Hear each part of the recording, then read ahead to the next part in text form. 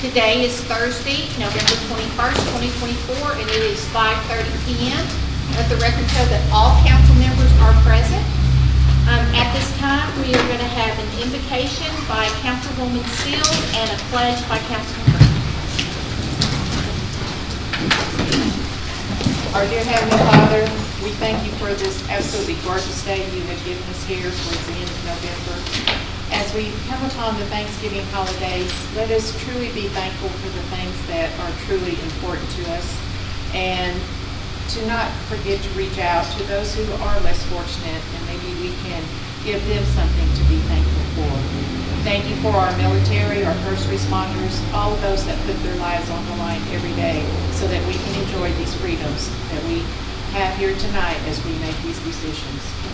In our dear Lord's name I pray, amen. Amen. I pledge allegiance to the flag of the United States of America and to the republic for which it stands, one nation, under God, indivisible, with liberty and justice for all.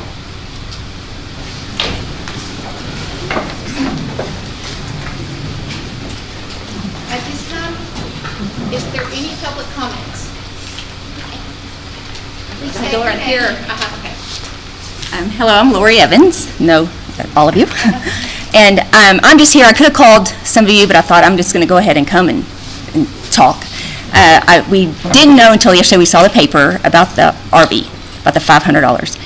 And we have an RV park right across from our place that we put in when it was not annexed. It was part of the county then. Now it's part of the city.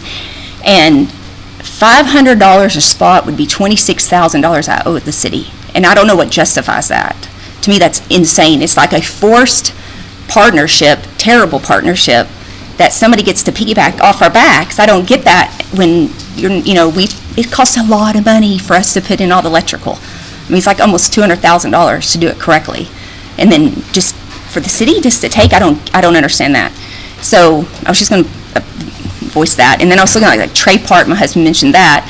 They have 164 spots, and they're lucky to me, when I've driven by, to have maybe 20 or 30 spots. That'd be $81,000 I have to pay the city a year. That's insane. That's, to me, not ethical. That's not right. And someone was telling me, because I talked to a few people today, and they're like, well, infrastructure and the water. And I was like, well, splash pad, how much water is being wasted there? I mean, I'm not saying it's bad. I'm all for that. But if you're going to talk about water being wasted, we pay water. We pay for 4 trash trash cans at our place, 2 pickups a week. We're lucky if we get 1. Sometimes they go 3 weeks without picking up, and I get it because they're busy. Some are sick. They don't have trucks. We don't get reimbursed for that, but we're paying our part, trying to do our part. And I just think, dang, that's insane, because out of 52 spots, we don't use all those spots. Some are for employees. Some are just vacant because we want to give them more room. But we're going to have to pay for something we don't even make a profit over either. So I hope you can reconsider. I don't know if it's passed. We've never gotten a letter for it, or don't even know, but it's like, it's kind of, when it hits your pocketbook, it kind of freaks you out a little. So hopefully it hadn't, and that's what I had to say. So anyway, thank you for your time. Are there any other public comments? So we'll go on to our consent agenda. Approve the minutes of the November 14th, 2024 regular city council meeting. Approve resolution 24-11-07R, authorizing the submission of a Texas Community Development Block Grant Program application to the Texas Department of Agriculture for Community Development Fund, review of the PDC third quarter report, and review of the October 2024 airport fuel flowage report.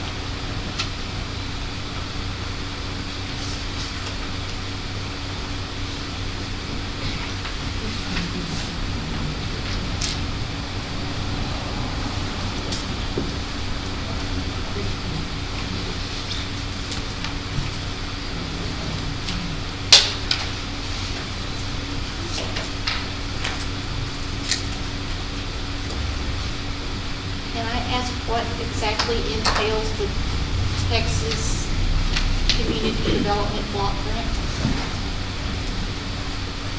Yes, this is just a resolution for us to apply for a grant through the Community Development Block Grant Program, where it's a grant they have for $750,000. It's not guaranteed, it's just to apply to see if we get it.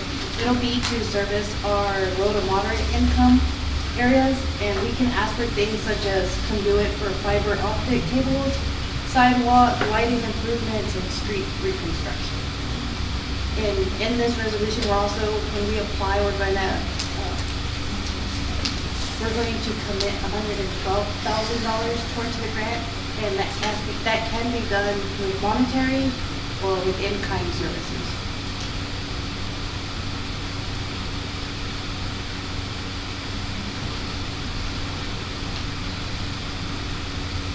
Give me just, because I don't remember on your report, on the grant writer, is that going to be an automatically renewing contract? Yes, ma'am. We started to put it out for RFQ, and he was the only person that came back. Okay. He was the only sole respondent.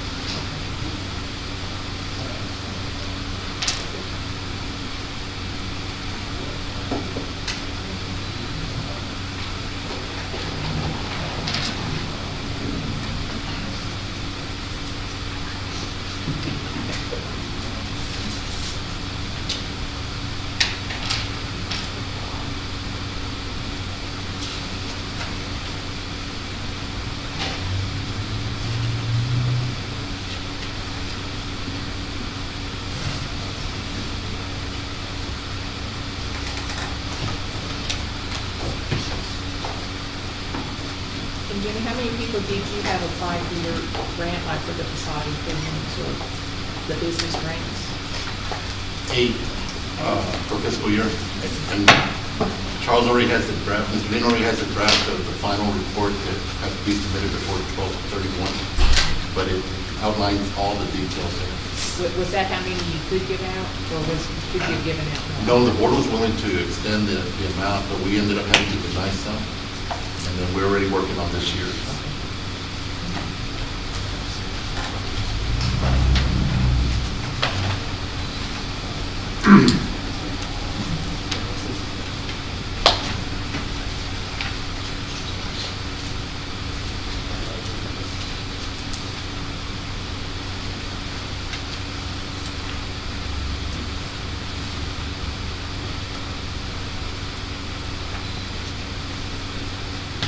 Anyone have any questions?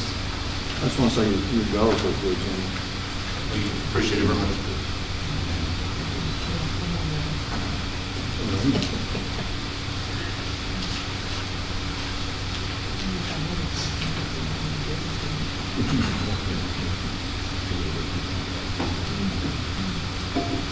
Make a motion to approve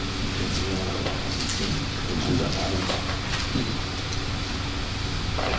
I'll second. I have a motion from Councilman Graham, a second from Councilwoman Seals to approve the consent agenda. All those in favor say aye. Aye. Any opposed? Let the record show the motion carries. We'll go to our non-consent agenda, item F1, update on the Chamber of Commerce end of the year and future plans. Matt Elliott, but not Matt Elliott. Madam Mayor, Councilman, Matt is doing something with pigs tonight, validating pigs. So he sent the hired help in his stead. I'm happy to be here, my third whole day as the Executive Director of the Chamber of Commerce, and really excited about it. As far as future plans, right now it's really hard to say with this short period of time. What I intend to do, and the board has agreed, is we will start probably hopefully next week, or if not, a week after Thanksgiving, start building 2 separate strategic plans, one for the council chamber and one for the CVB. And in that process, we'll adopt and set vision statements, mission statements, set a series of goals for us right now, where we're starting from scratch, it's going to be real short-term stuff, okay? And then we'll add longer-term goals to that. And then you build the objectives, the stepping stones, and then the action plans, and then identify resources. It's the only way I know organizationally to attack something like this, because if you don't know where you're trying to go, you can't ever get there. And so that's where our plans are. Hopefully, God willing, be back in January to report the status of that. I intend to involve members in the planning process. The board will set goals and objectives and mission statement, but after that, it comes down to the people that are actually going to be part of the program.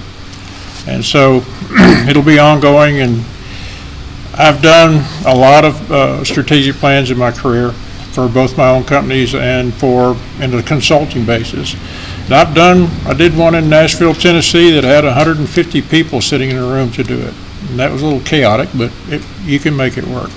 So I hope to involve everybody in the process and get a lot of community feedback. What do they want to see from the chamber? What do you want to see? And how do we bring value to the city, to the members? Also, for the CVB and the hot tax, I'm very, very familiar with the laws and the rules, and we're going to hopefully put together programs where we'll have multi-day workshops, festivals, conferences brought in that will just put heads in beds, which will basically justify spending the bed tax. Okay, and so, we're not planning on undoing or redoing a whole lot of what's been done in the past. We're just going to find a different way to do it. Instead of having to go out, frankly, and having to go out every day and beg money to sponsor something. I don't want to get, I'm done with my begging days. So, any questions, I'd be glad to answer them. I'd like to say congratulations on being selected. I'd also like to say thank you for, first of all, throwing your name in the hat to be considered for selection. I think you bring a wealth of experience, and really looking forward to seeing everything that you're going to do to get the chamber back on the right track. Well, thank you. As all of y'all know, I know every one of you real well. I've got, as y'all do, I've got a lot of time and sweat invested in this community. And when I found out that the chamber had basically, melted down at that point, then I said, no, that can't be. We got to make that thing work. I told the board, I'm not your 20-year guy. That'd make me 94. No, thank you. Although if my health holds up, I may still be there. As the joke goes around, I think it's pretty true. I'm going to work right up through lunch on the date of my funeral. All right. So anyway, we're going to work. One of the first objects there is to get feelers out, get a chamber manager, a CVB manager, to help coordinate that and make that deal work. We got to make that work. And then that'll free up time to go out and raise memberships and stuff. You think you're going to get much support from the president, or is he too involved in the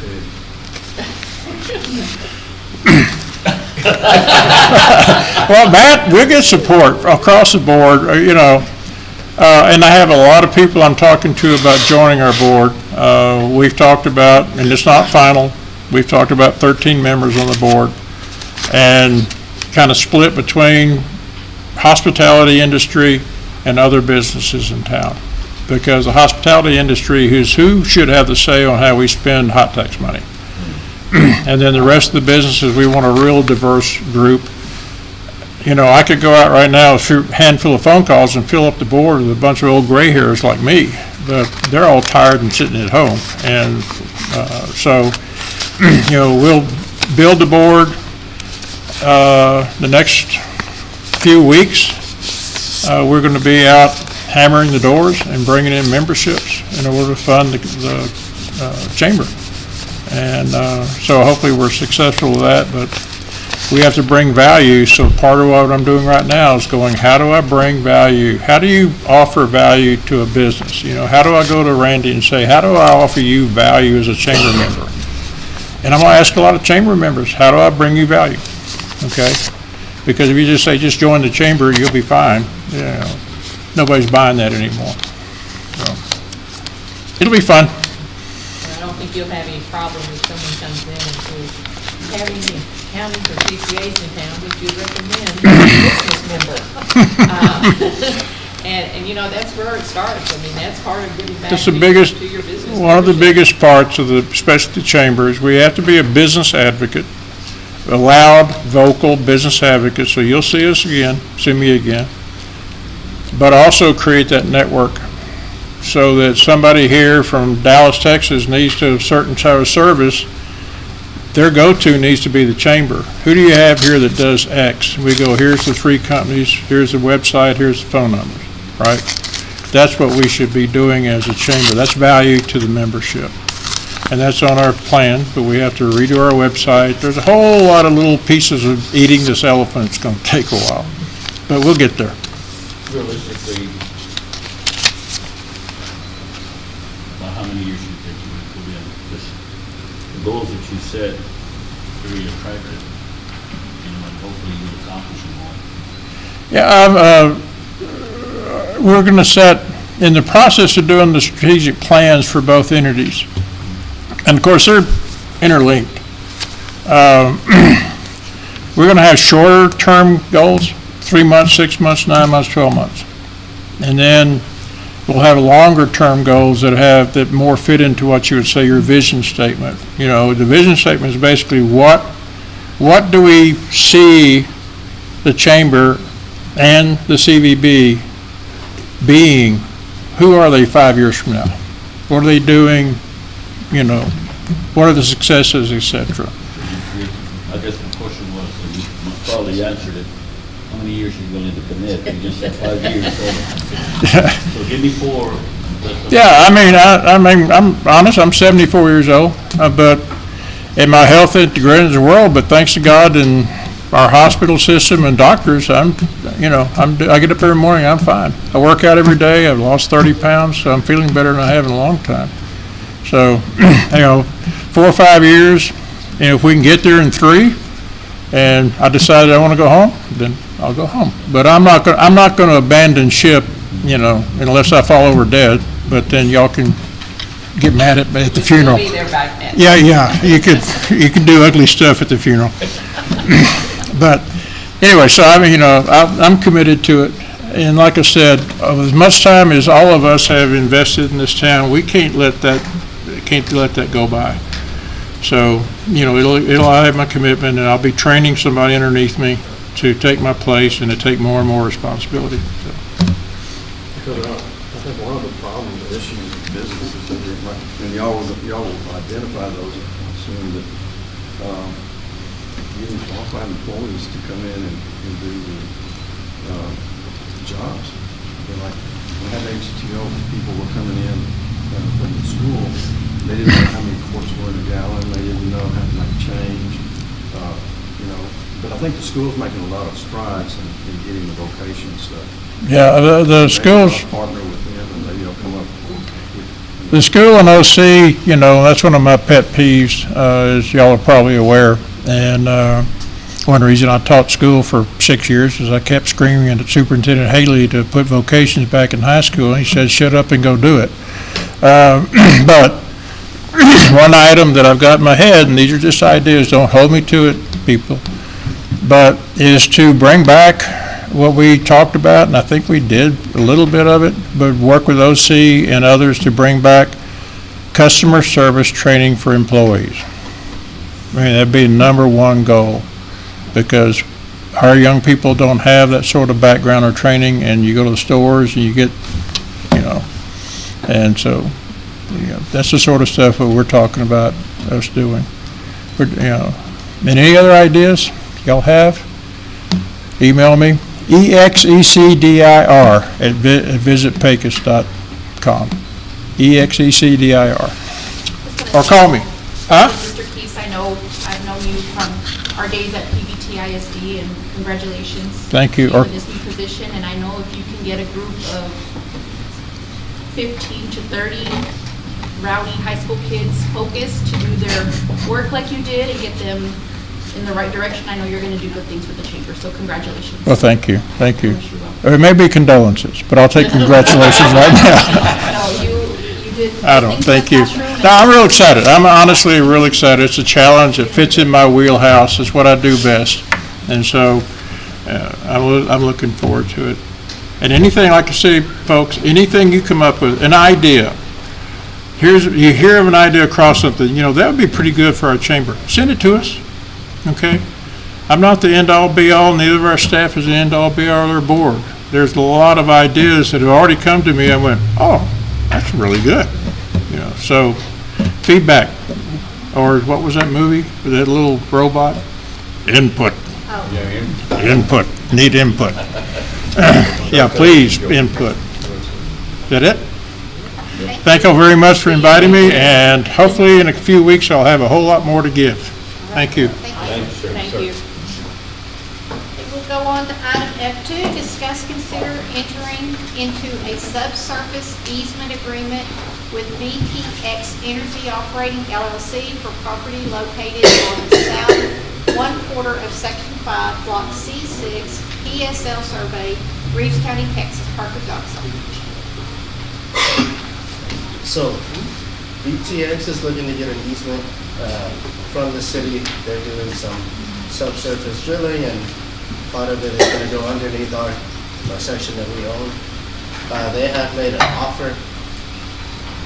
The terms of it, the proposed easement, we've had some back and forth, and I had some suggestions, and they've agreed to pretty much every change I've had. The only real question is going to be, what is the consideration here? What's the amount that they're going to pay? The proposal that they gave was for $10,000 flat. Generally, we've been going by the UT damage schedule, which doesn't have a specific section for subsurface easements. If we treated it as if it were a regular pipeline, it would depend on the width of the line. So I don't know the width of the proposed line. I have no objection to the easement in principle, as long as it's with terms that we're satisfied with. My recommendation would be authorize the city manager to negotiate and execute an easement once we come to those terms that we're satisfied with. So no action until he does that. Or a motion We to could- authorize him to move forward. We could approve the negotiation and execution of it without having all the particulars right now, unless if y'all wanted to come back to you, we can. I know they were in a bit of a time crunch because they were looking to start drilling pretty soon. I'm not getting into detail. And we do have a representative here if you have any questions. You want me to go up there?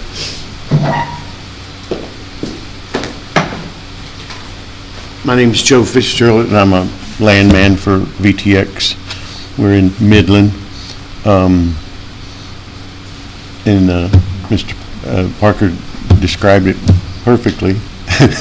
We're going to try to back drill from Section 4 into Section 5 so we can get more lateral length to make a longer well. And we need your permission to do a subsurface easement.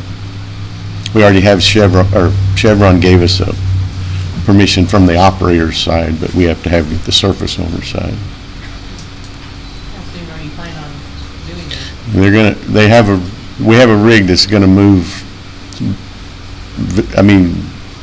we thought it would move the 15th of this month, but they got delayed a little bit, so it's ready to move soon, very, very soon, probably before Thanksgiving. Is there a reason it wasn't brought to us sooner? Well, that's a long story. We were gonna drill somewhere else, and that deal fell through, not because of us, but because of the other company involved. And so we moved to this location, thinking it was a better, a proper spot to go at this time. How long will your laterals be? These, it's kind of a short, Section 4 and Section 1 is what the drilling spacing unit is. Section 4 is a regular section, but Section 1 is kind of a trapezoid. It's 261 acres, and it's kind of a trapezoid so that the wells on the east side are a little shorter. but it's going to be 2 miles or less. And each well's a little bit shorter because of that trapezoid going across.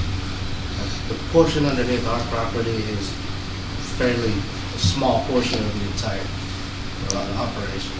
Averaging like 40 rods, I think it was. The estimate I was given was 287.9 rods. That was it. That was the entirety of. Yeah, of the total. Going up through our land. There you go. Now, the proposal of 10,000 would come out to about $34.73 a rod. That is going to be lower than even the smallest amount of pipeline on a regular surface easement.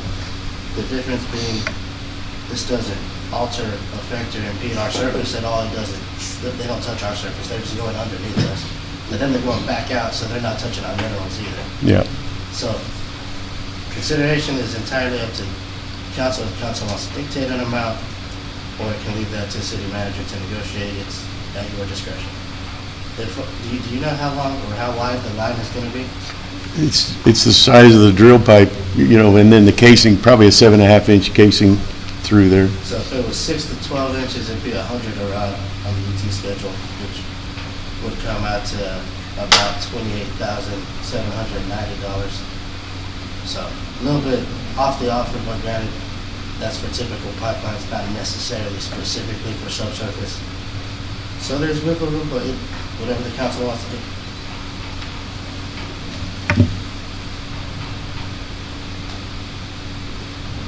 I'd like to see Charles negotiate, I'm sure I can get what everybody else is doing. Well, and Parker mentioned it right. This is kind of in a it's like in the University Lands Damage Schedule. There's not a specific rate for this kind of thing. So we picked, what we thought was a fair rate, but we understand, the city would like to get as much as possible. If, We're into negotiation. Yes, sir. No, leave it to Charles. No, I'm just Yeah. stating.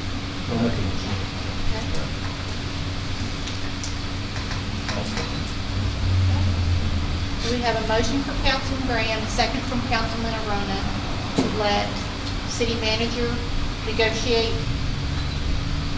the subsurface agreement price? All those in favor say aye. Aye. Any opposed? Let the record show the motion carries. thank you all. Go on to item F3, discuss, consider resolution 24-11-06R, a resolution authorizing the city manager to enter into a purchase agreement for 100 3-yard containers from Waste Quip at a cost of $86,100 as budgeted in the capital outlay fund. Calvin, please. Good afternoon, Mayor and Council. This is a budgeted item. It's imperative that you all know that. Are there any questions? We just really need to replenish the cans that we have. It's time to rotate some of those cans out. Some of those are in bad condition, and we're spending a lot of time fixing on them. So we'd like, no, the metal cans. Yes, sir. Metal ones? Yes, ma'am. The ones that will not blow. Can I get one of the used ones? So I'm on record, Mr. Graham, so absolutely not. Absolutely not.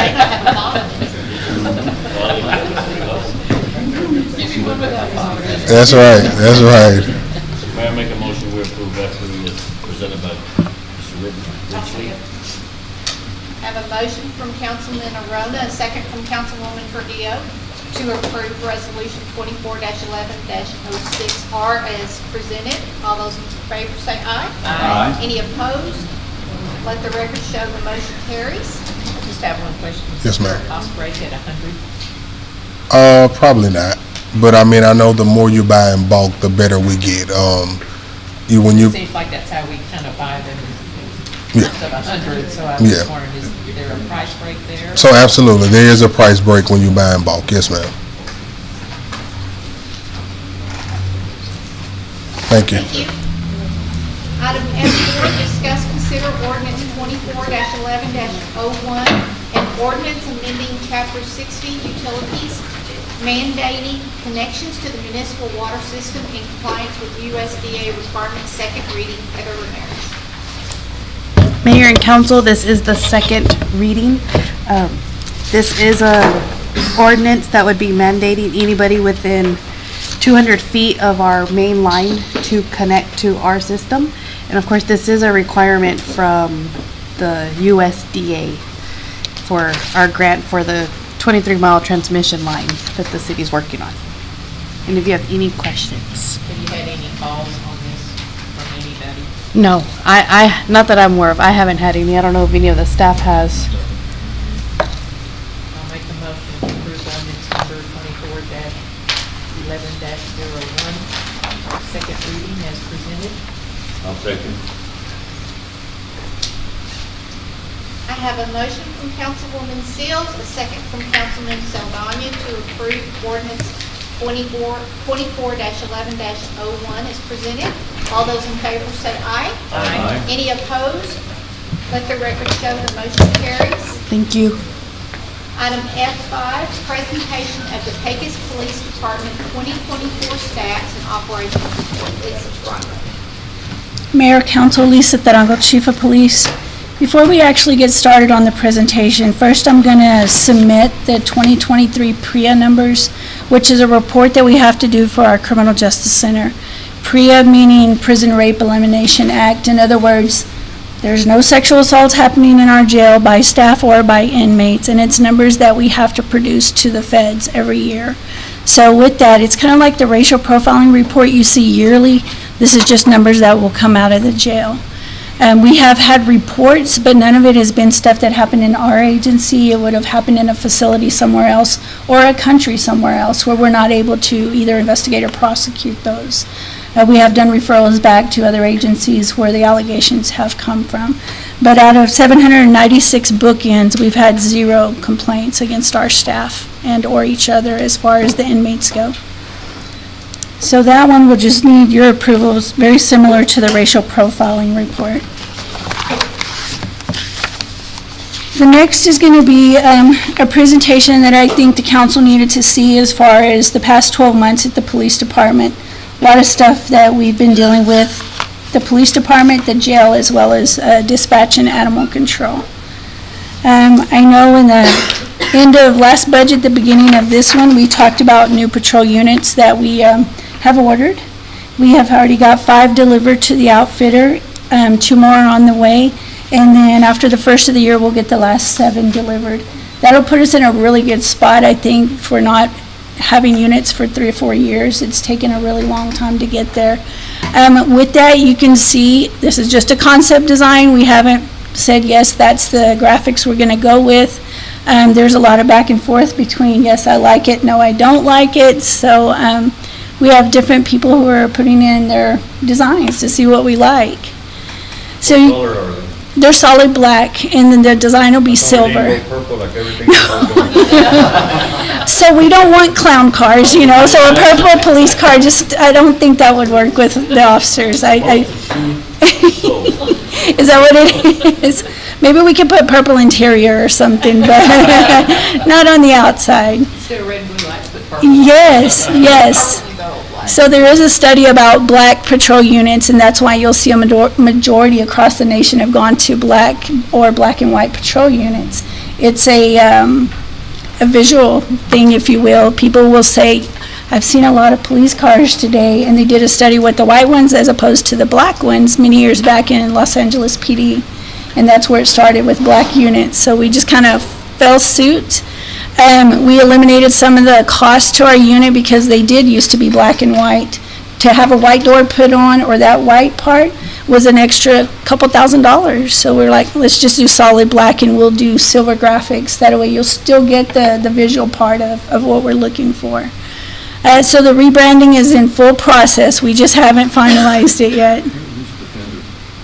Defender is an outfitter, yes sir, in Argyle, Texas. That's the company that we've used since I've been here. That's the company that got the bid. They do all their own custom wiring. Anytime there's an issue with regards to their stuff, they'll actually send a maintenance person out here and fix it. So, yes, and the cost, unfortunate, because it took so long for so many years, vehicle costs did go up as well as equipment costs. And so Deandra in finance has really been working with us a lot on the outfitting side of this. Stuff that we can get with grants, we're still getting with grants. So equipment, I know I've talked with you about resolutions that we were applying for some grants that we did get. We got 10 pairs of night vision goggles. That was roughly $95,000. It was all purchased on a grant that the city did receive. And the day they came in the box to the PD, they were utilized that night and have been ongoing since then. Patrol as well as SWAT is able to use those. You know, a lot of the operations that are going on would probably blow your socks off if you really knew what was happening. We got 10 laser aiming pointers. I couldn't realize why it took about a year to get them.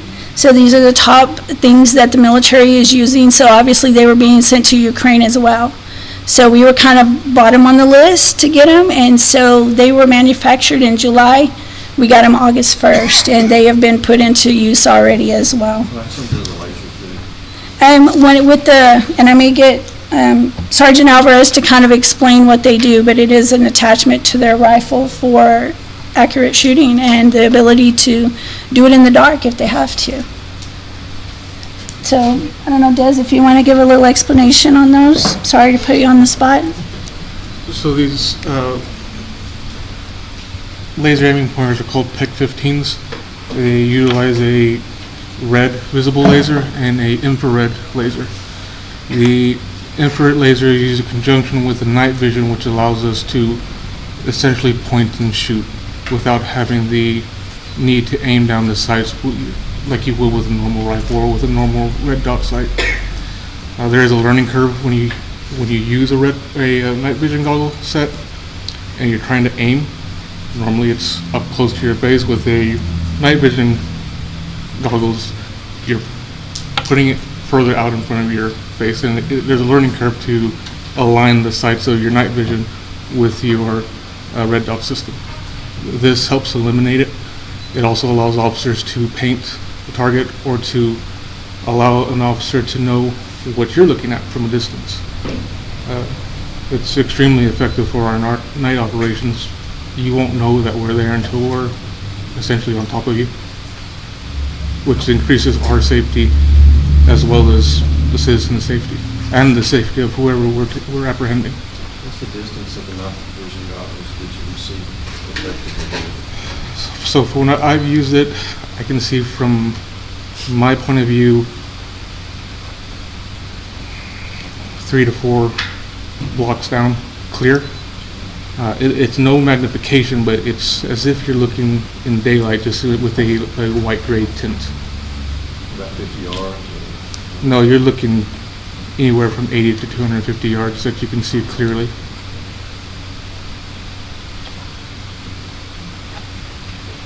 Other questions on those?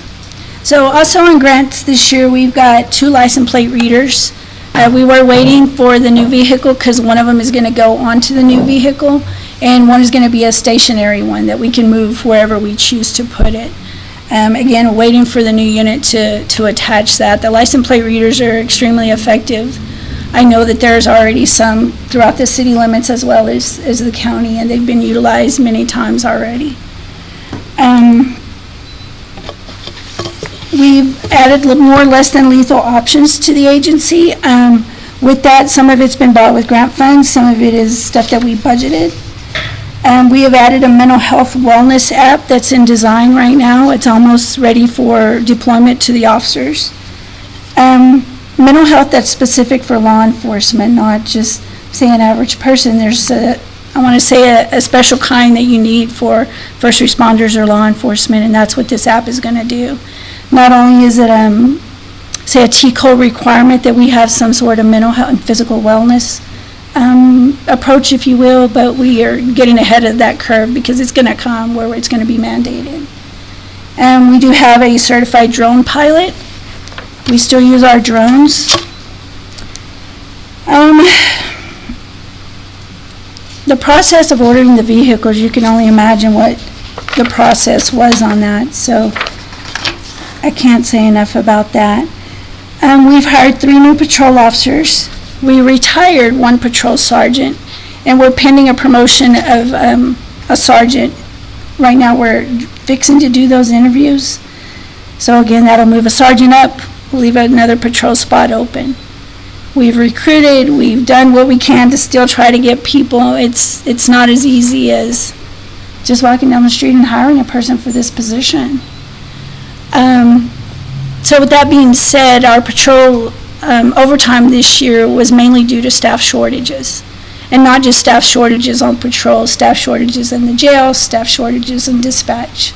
We assigned 3 patrol officers were in dispatch for most of the year. So that does take away from people that you need on the street. And we're just fortunate that we have people that are kind of cross-trained where they're able to do that without a blink of an eye. I'll do it. And so I can't say enough about those people. Was that overtime more than the previous year or less, or about the same? No, ma'am, it was more. Yes, ma'am. And further we go along, you'll see the amount of hours that they've worked. It was shocking to me when we pulled the numbers, honestly. Patrol officers were utilized in the jail staff, as jail staff the past 12 months. And I can't say just patrol officers, but CID officers as well. And we have a marshal contract, right? We are obligated to do certain things to adhere to that contract. A lot of that is transportations. We may have 1 a week or we may have 5 in a day. It became really difficult at times to get that done. Today, what are you short? How much are you short of patrol officers? So right now we are short 3 patrol officers. Really, you could say 4 once we promote that sergeant. It'll be 4 patrol officers that we're going to be short. We're extremely blessed that we still have at least 3 per shift. Some shifts have 4. And that's assuming nobody calls in sick, wife has a baby, they have a baby, whatever. And it's, the further we get in, I think you're going to be shocked at some of the numbers that you're fixing to see. So statistics for patrol, that's October 23 to September of 24. And this is just patrol calls only. This is not dispatching, ESD, Sheriff's Department, DPS. Patrol got called 18,677 calls in 12-month period.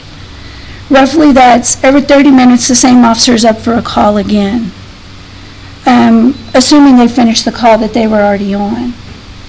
To me, I was really I was shocked about that. I really was. Citations written, 2,466.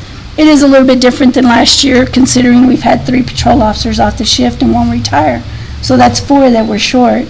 So their statistics mean something, the citations they wrote, maybe that 500 citations that were there last year.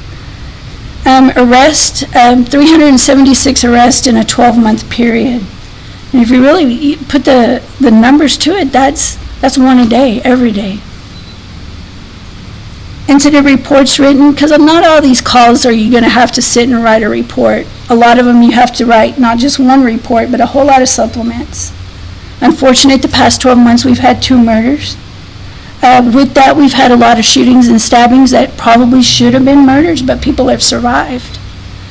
Survived with major lifelong injuries, some paralyzed, some losing limbs, losing organs, and it's just amazing that they survived, whatever it was. Accident reports, that's 203, and that's just reports written. That's not including your hit and run or your fender benders, where we give what's called a blue form. In other words, the vehicle's drivable, no airbag deployment, nobody's injured, doesn't have to tow a vehicle. Those, it's more of like an insurance exchange between the drivers. And that's a lot of reports. That's a lot of accident reports. So, and this is just patrol stats. This isn't even touching your CID stats. So I want to do that a little bit here in a minute. So time off the streets when they're doing this many calls. Blood search warrants, which is a DWI at night usually. Not to say there's not ones during the day, but we see a lot of these at night. to take the time, you're at the hospital, you have to obviously wake up a judge, get you a search warrant written, which, a good 30, 45 minutes to get that done. And in the meantime, you may just have 2 officers on the street while the third's at the hospital. There's crashes and DWIs where the officers have to transport somebody to the hospital or go wait for them to be released so that they can go into the jail. Jails aren't going to take you unless you've been medically cleared. Crash reports, arrest reports, those are all reports that are going to be written normally before into shift, because next morning municipal judge needs, probable cause and complaints when she's going to arraign these folks.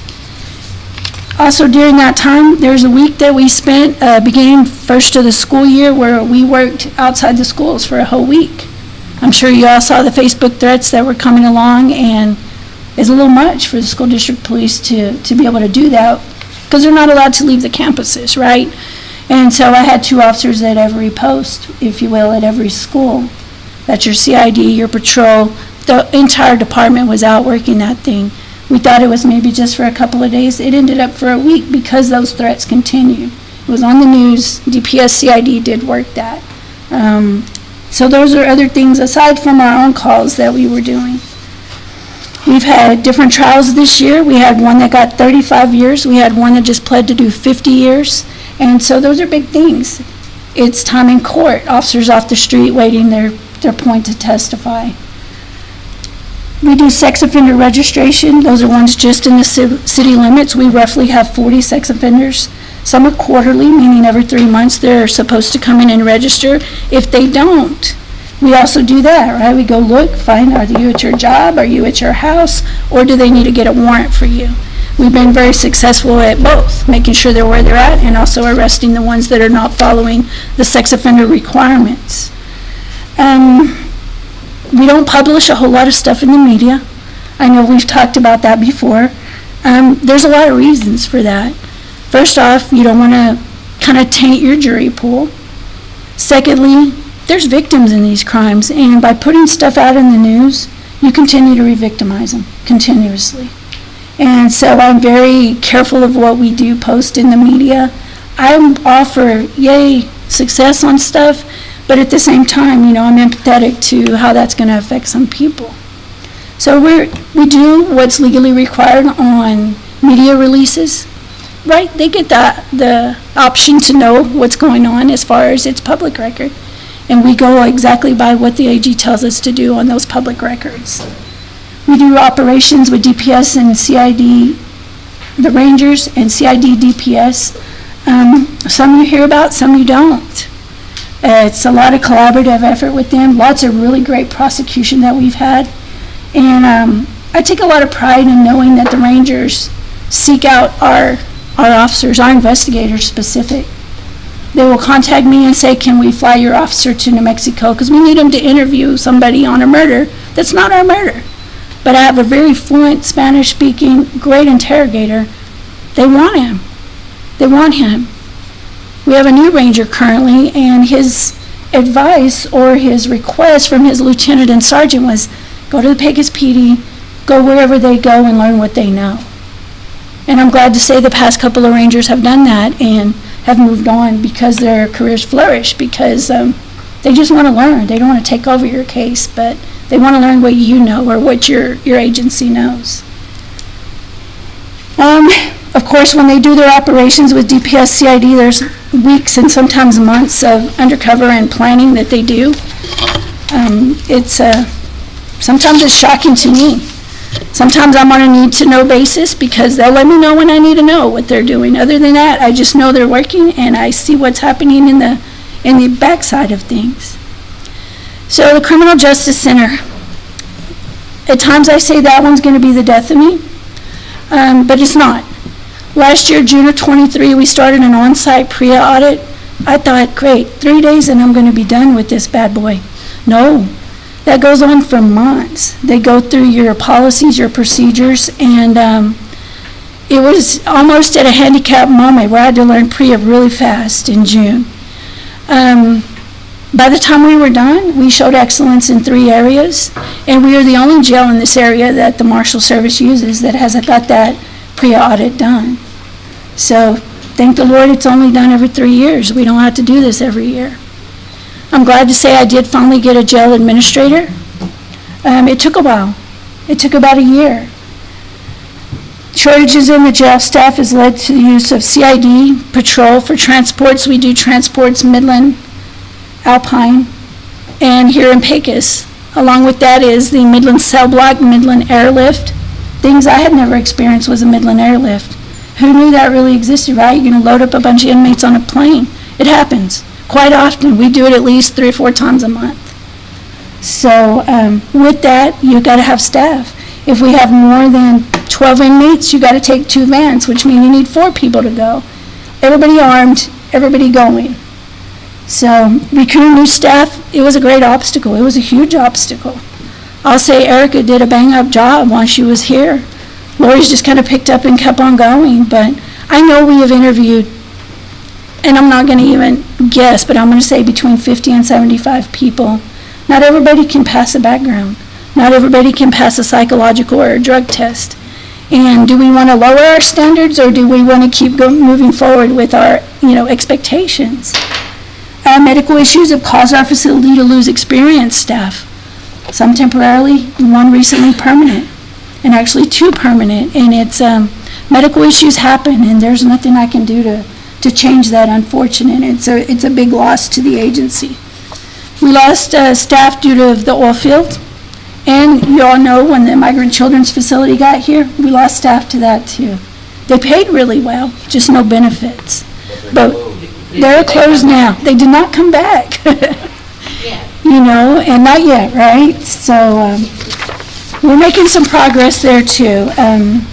Mr. Crow has done a really good job to try to get onto the recruiting and see what he can do. Now we're at a position where it's like, yeah, we can recruit a whole lot. Where are we going to house them? So we're kind of almost back to that situation again.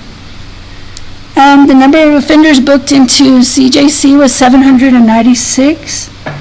We have 2 field training officers in the jail who their whole year is just to be training new officers.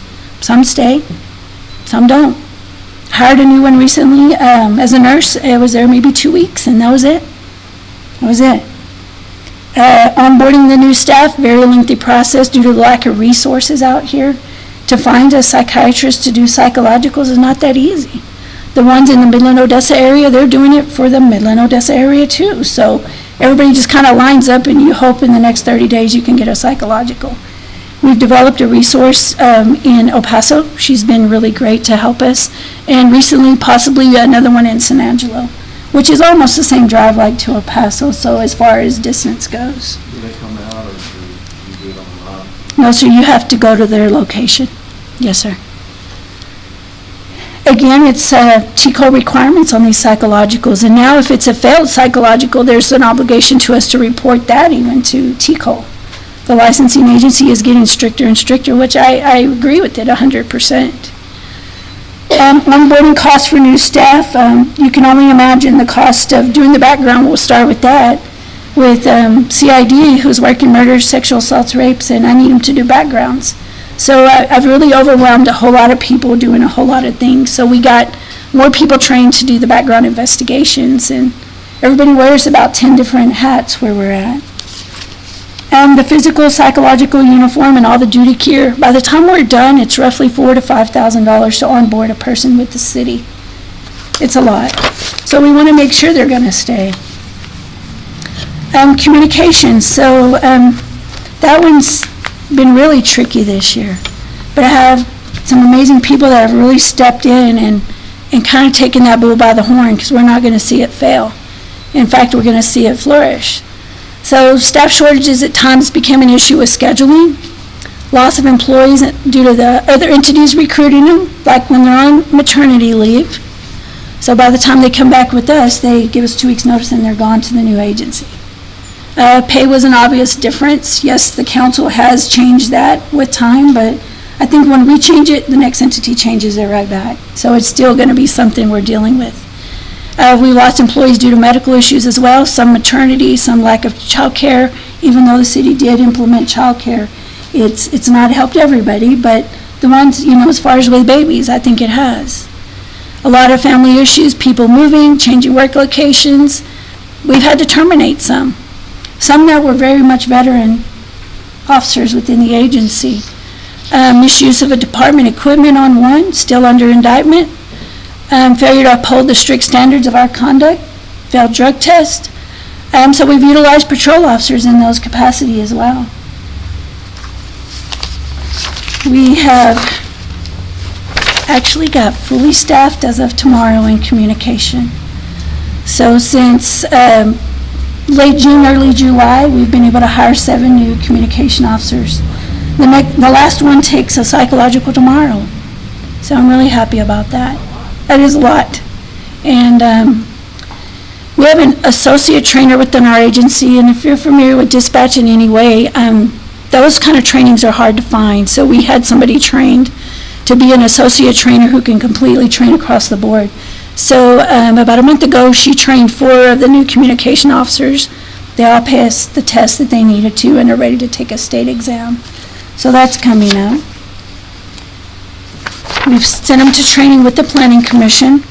We ordered 2 new radio consoles. Again, like any other piece of equipment, we're waiting on the delivery and installation. With that are going to be Bluetooth headsets. In the past, they had wired headsets, or they just kind of used the radio. That room is full of all kinds of equipment and noise, so the Bluetooth is what we think is going to be better for that to be maybe more efficient with regards to dispatch. We did get a new installed generator that was also purchased partially on a grant from the Planning Commission. And yes, it can go with us to a new building, so that's a good thing. Animal control, I know you guys really keep up with that. Those ladies are all over the place. We did hire shelter tech. She is there during daily operation, 8 to 5. Emily Bradfield, she does amazing in there. Not sure how she keeps all the little creatures going, but she does. So there's been a continued resource development, and we're now getting into months where we have 0 euthanasia happening, which has never happened. The adoption numbers every month with continued support from community resources. I used to say rescue operations throughout Texas. It's not even Texas anymore. I met this really radical group from Chicago.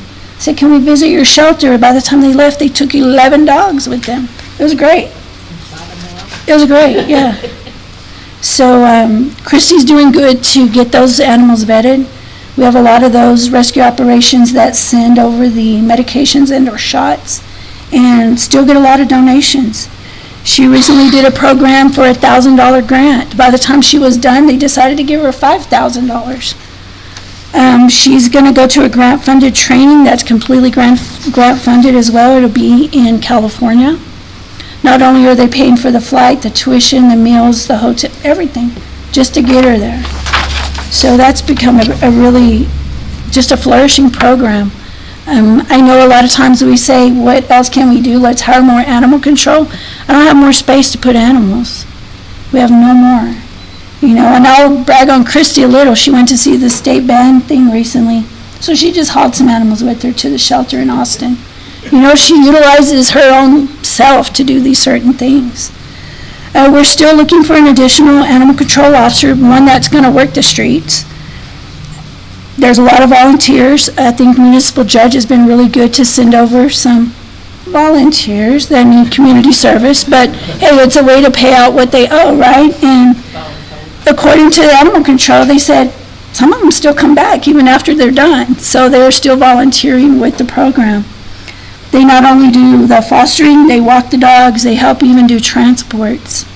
Microchipping program, after you guys passed it, just went off the hook. Even she could do the smallest event and she will at least get 5 or 10 animals microchipped. I don't know where the animals come from, I'll be honest with you, they just keep coming. So we do understand there is a need to change and update some of the ordinances with regards to animal control. We did work on looking at a number of what that would cost through an organization, and I was shocked that it's over $10,000 to do some of that. So we may baby step that and see where it goes. So statistics in 2023, there were 722 intakes, 191 adoptions, 222 facility transfers, reclaimed were 161, euthanized or died in care 112, still ended the year with 85% live release. And CID, believe it or not, was involved in animal control in 2023. There were some arrests made for abused animals, bestiality, and there's still charges that are pending and/or going through current legal stuff as we speak. So we've rescued animals even through CID that were eventually forfeited in court and gone on to some rescues. So we do take animal abuse just as serious as the others. January 2024 until September, 483 intakes, 98 adoptions, facility transfers 258, plus the 11. Reclaimed 74, euthanized or died in care 67, and 86% live release. A lot of these big numbers on the euthanized or died are the ones that Christy has dealt with in very horrible conditions, and or they're sick when they get to us, or she can't save them. Exactly, just reclaimed. Reclaimed means we scan that little chip and, oh, hey, this is so-and-so's dog, and we're able to release it back to the owner. So the chipping has just really been valuable to what we're doing. So currently, and this was in October, she had currently 25 animals. There were 50 on the intake, adopted 6 barn cats. We're really glad for the farmers and ranchers to want barn cats. So that works. The transfers were 39 animals. You see the 2 raccoons. You can't legally own a raccoon in the city limits. It's not allowed. And or in the county. The game warden will definitely cite people for that. We had 19 animals reclaimed, and you can see Christie's 0 with all her exclamation marks is 0 euthanasia and 100% live release rate in October. So, past 12 months, Pecos Police Department, CJC, Dispatch, Animal Control worked over 10,633 overtime hours. That's overtime. It's not regular time. Of course, we continue to do what we got to do to oblige the marshal contract and make sure we stay above board on that. Continue to operate dispatch 911.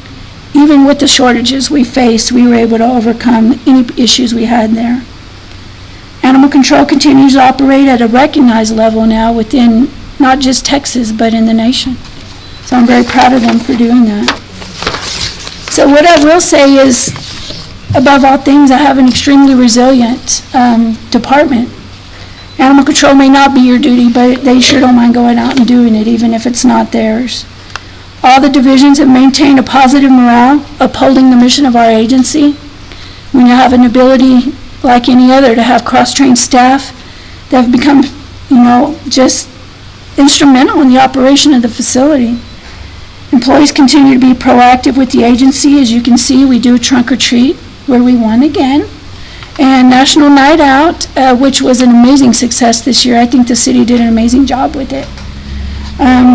Agency programs, collaborative programs with other agencies, and during all this, we also did 2,125 training hours. That's a lot. It's state mandated that we get trained. If you know Captain Davis, he doesn't do the bare minimum, right? So you may do 70%, he's going to have you do 80 or 90. We have 6 TCOL background investigators. We have 5 advanced TCOL instructors. We have 11 total TCOL instructors, 5 of which are advanced. We have 2 level 1 alert trainers. We have 2 CRAZE alert trainers. We have 1 alert breaching trainer. And we have 2 pending to go to single officer deploy training for alert, which is what we work on, is a single officer, because we don't have a team every time, right? So I think everybody's more proficient at their job, go through the mandated trainings and some. There's things you don't hear about, saving lives with CPR and tourniquets. Some of these that I tell you people should have died, they didn't, because our officers deployed tourniquets of all things. But yes, it's amazing.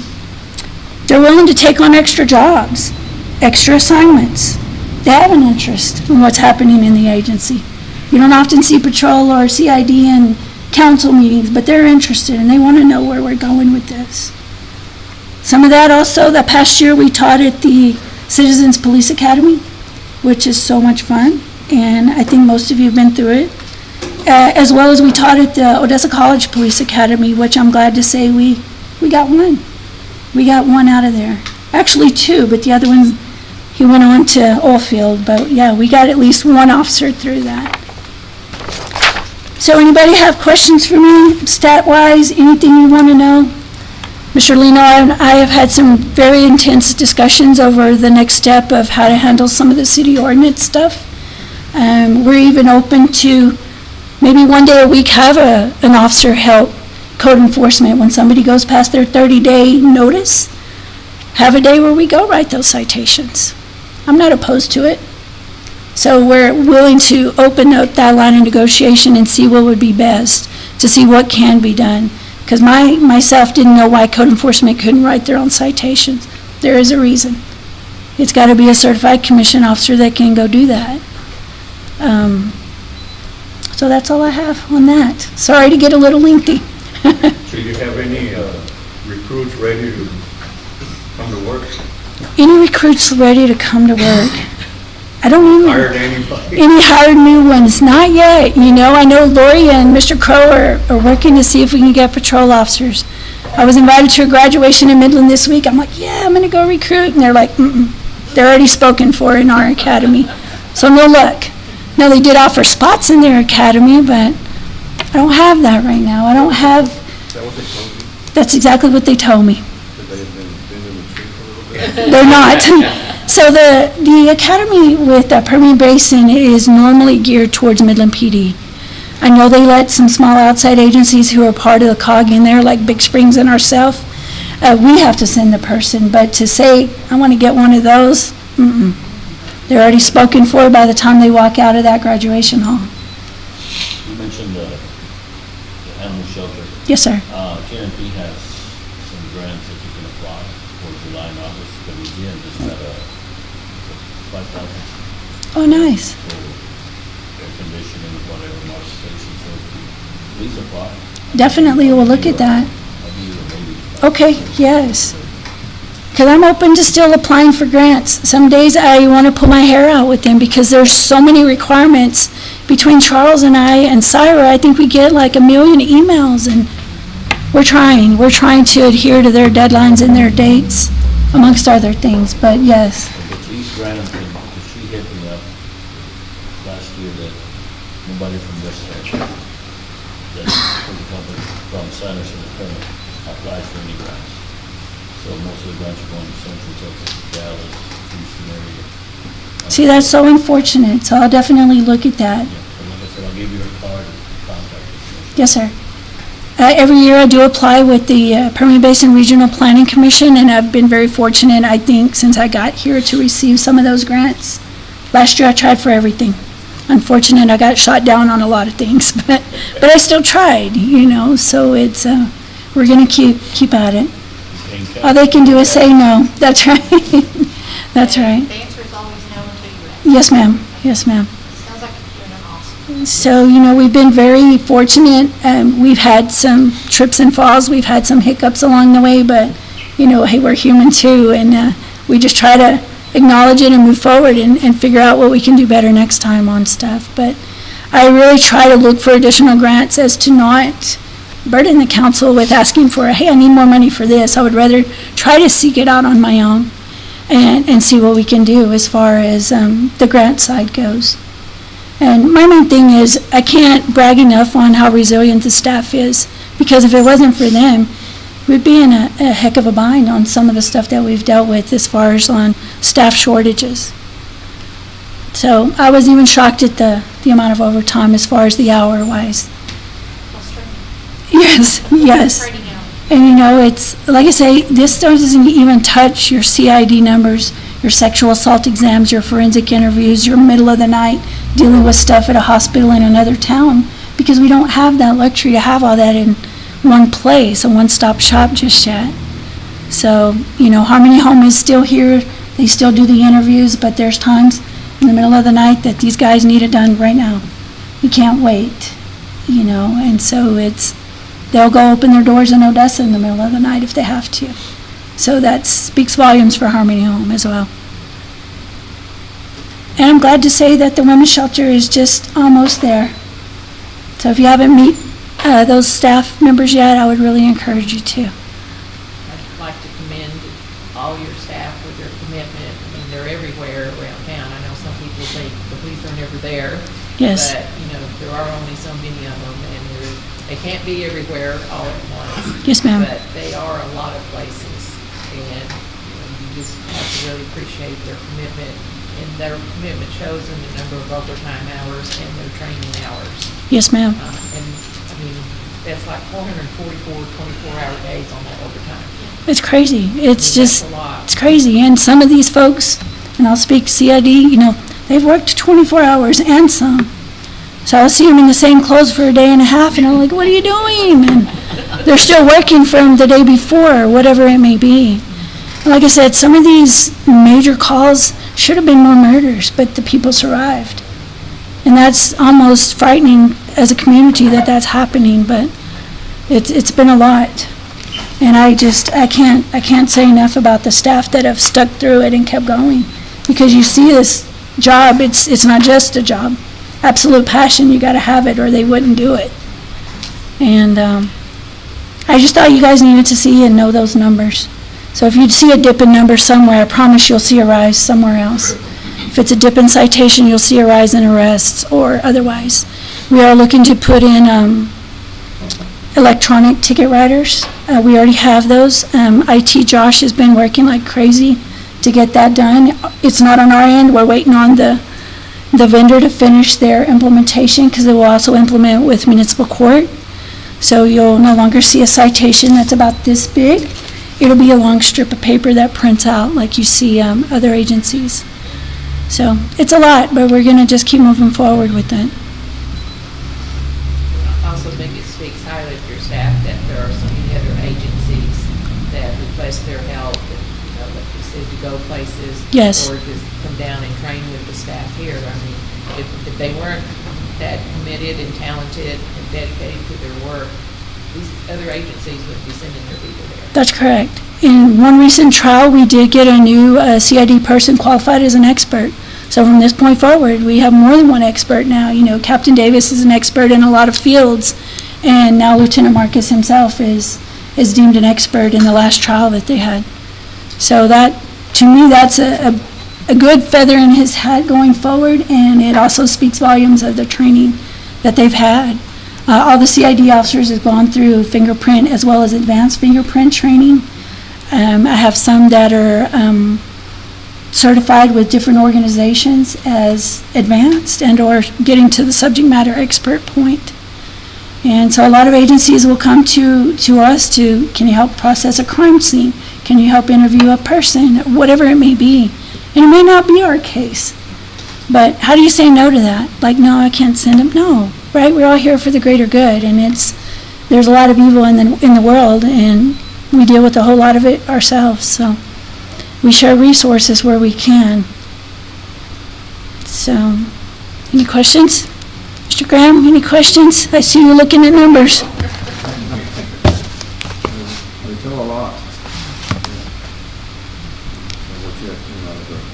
What's a big deal to the staff? Yes, sir. And you look throughout not just Texas, but the nation, and everybody's short, very short-handed. And so I used to kind of cry about it a lot, and then I'm like, okay, I'm not 50 short like some agencies, but it's a lot. And to put the right people in the right places especially, and we make them adhere to the standards. There's some that it was heartbreaking to let go and see get indicted and or fired because of their own, they did it to themselves. But I think the city wants us to adhere to strict standards, and we have to stick with that. So, thank you. Okay, item F6, update on the new landfill. Arthur Arona. Not big. Works for me. You're my answer. Good afternoon again, Mayor and Council. Hair on his head, but I don't know. Barely, we're running a race, right? We're good people. That's right. So I just wanted to let you all know that we're trying to do, our plan is to put the RFQ out in a few weeks, roughly January. Well, roughly at the beginning of January. We want to award to an engineering firm tentatively by end of January, and then get the preliminary application to TCEQ. We're good? Just want to know where we're at. Yes, sir. Is that on new landfill or the old? I'm sorry, I can hear Is you. it on the new landfill or the old? That's the new landfill, yes, sir.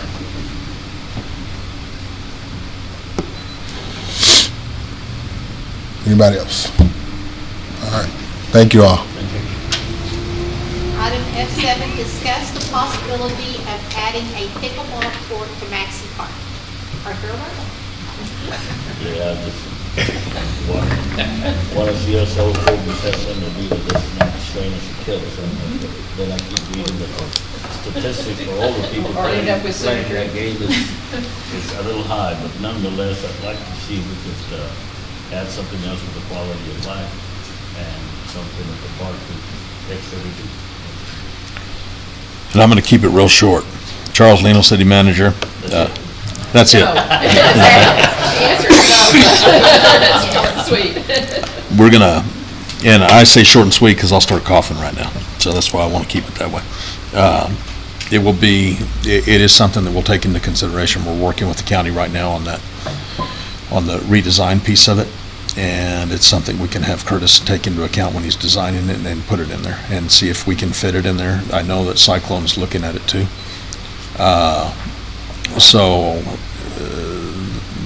It's highly likely that we will have pickleball courts in town. I just don't want to make the commitment to Maxi yet if we have them in one or two other places. I wish I could see it in Mexico. We'll see what we can do. Recycling ball field and everywhere else. Absolutely. But Yes, sir. If we're going to use Curtis coming, probably a little bit to go faster than that. Absolutely. Have we done any kind of survey to see how much interest there is in that? We have not, Randy. But I can tell you that just looking and reading statistics across the country, it is by far the hottest thing that's out there right now for anybody that's 30-plus years of age, and the younger ones are starting to look at it too. It's good for heart. You can't do the racquetball. The USA women's champion, it's a young girl, that's a teenager, and she's making $300,000 Playing pickleball? winning tournaments in pickleball. It has become a major event. New career maybe. Thank you. I'm old and decrepit now, I don't think I can handle it. Absolutely. We'll work on it though.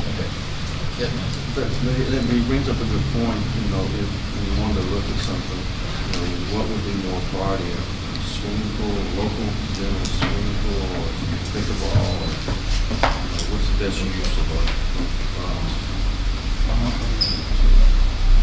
I think we can reach out and ask on that. I don't know. And if you don't mind, maybe on the city website, maybe a little survey like Councilman Graham, what the interests of people are, what they consider. Edward has a program that he's working on for surveys and stuff right now that we can probably utilize. I don't think we should have to choose. I think it should be, it would be good to, well, yeah, get both. Yeah. You know, I always like to let the county pay for anything they will, so. Very. And they're willing But there to. could be some grants out there for, Generally, the issue with having a swimming pool is finding the lifeguards. yes. Yeah. Yeah, it is. Because even the kids that I know, when my kids were swimming in Fort Stockton, there's a lifeguard in the same kids here in Pecos swimming for lifeguarding, but it's kind of gone away. That's it. Thank you. That's it. You Okay. keep it short? Yes, sir. Okay, so we are now going to go into executive session under Government Code Section 551.071, consultation with attorney, 551.072 real estate, 551.074 personnel issues, and 551.087 economic development. And it is 6:50 PM.